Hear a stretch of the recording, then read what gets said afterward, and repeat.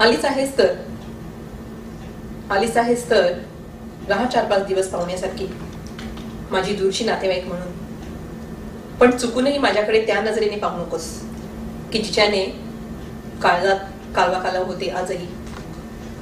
कर चौकशी आस्थेने तिच्या दागिन्यांची, वैभवाची. तिला आवडेल ते. ती दाखवेल तुला सारं माझं ऐश्वर्य. माझ्या लग्नाच्या फोटोचा अल्बम बघताना त्यातल्या माझ्या फोटोकडे उसासे सोडत जास्त वेळ बघू नको. तसेच तिच्याशी गप्पा मारताना उगीच माझ्याकडे बघून हसू नको. ती मूर्ख नाहीये सिरियल्स मधल्या हिरोईन सारखी. घरभर फिरताना तुला ती माझी खोली दाखवेल. सांभाळ पावलांना. अगतिक होतील कदाचित तिच्या कलाने हे. लॉकवरच्या कोपऱ्यात एक लोखंडी पेटी दिसेल. ती उघडून पाण्याचा आग्रह करू नकोस.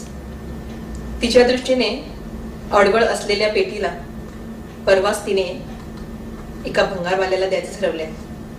काही नाही, त्यात तुझेच देणे आणि माझेच घेणे जपले होते आजवर.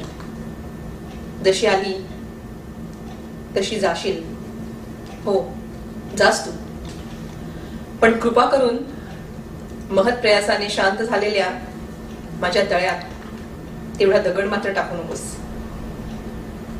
तुला आपल्यात नसलेल्या नात्याची व असलेल्या ऋणानुबंधाची शपथ. थँक्यू.